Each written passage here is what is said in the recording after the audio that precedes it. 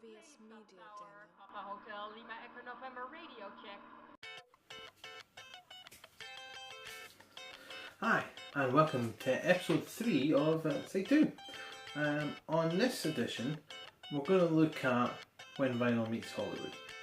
Essentially, it's going to be the beginning of a mini-series looking at specifically soundtracks. I have a few collection, but owing to the fact that there's a new Ghostbusters film out now, and I already have the re-release of the original Ghostbusters soundtrack, I thought, well, why not? It's one of my favourite films.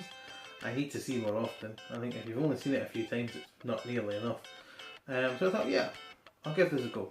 So, strap yourselves in and let's get started. This soundtrack, obviously, any soundtrack, it sounds different when it's in the film compared to if you listen to it separately. Obviously in the film it adds a weight, it adds effect, it adds a grounding to what's going on, it can enhance what's going on, it can stir up emotions inside you depending on what's on the screen. This is no different. I haven't approached this by watching the film again and listening to the soundtrack. I've listened to it purely from a music standpoint, much like I have in all the other videos, so I've approached it slightly differently. I have to say that overall the record's a hit.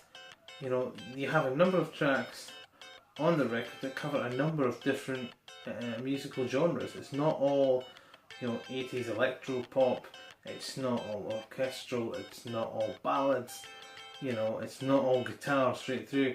It's this great mix, and if you're a broad music lover like I am, you can really sit down. I sat down with it again today, and you can really sit down and enjoy it for what it is.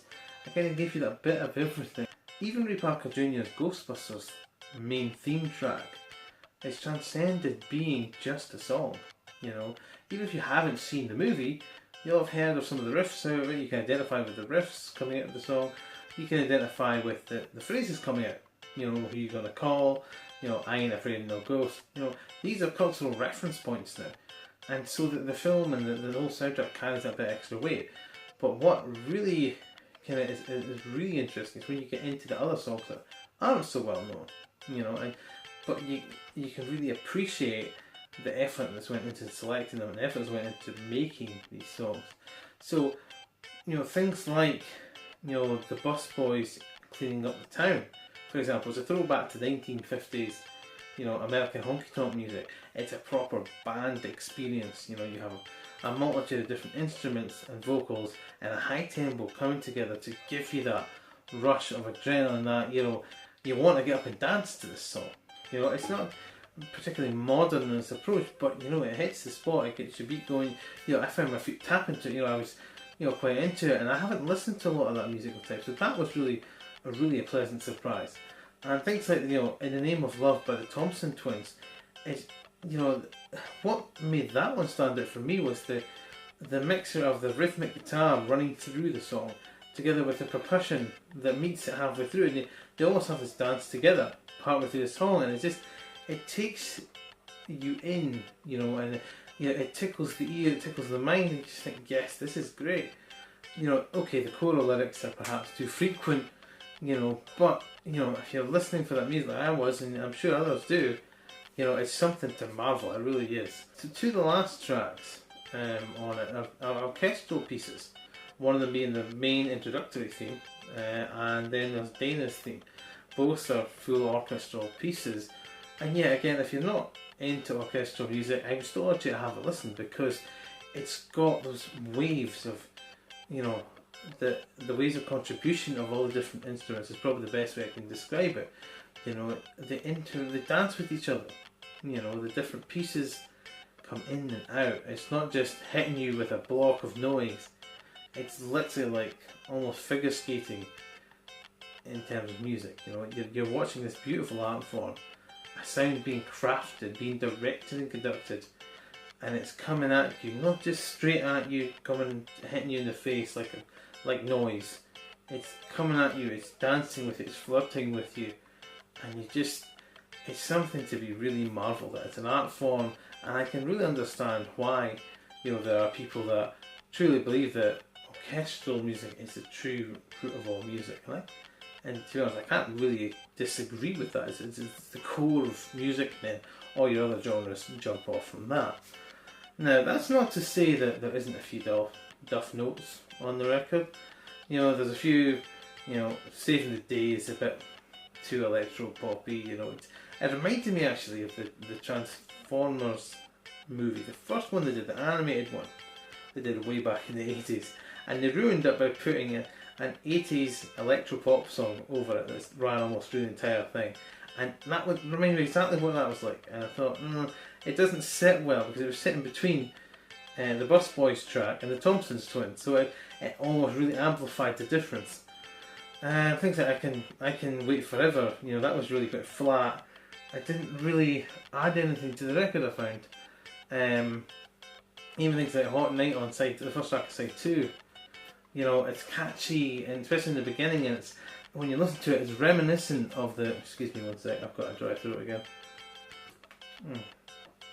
It's reminiscent of the Top Gun theme.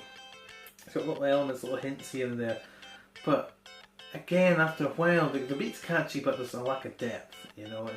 And especially when you hear some of the other tracks, you know, it amplifies that. The next track, that's right after Magic, it starts out very well. It's got depth in the first half, and you kind of get into it, and again, it's almost orchestral in itself to begin with. There's a bit of you know, additional percussion, additional vocals in the background that just, you know, your ear travels towards that.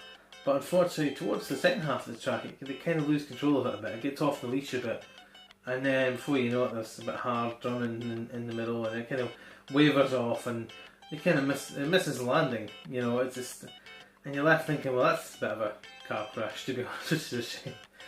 But apart from that, yeah, no, I think it's a very solid record. You know, if I was doing it out of 10, I'd say a good 7 out of 10. Now, the reason I'd probably give 7 out of 10 and not only 8 out of 10 would be because this is obviously a re-release of the original soundtrack.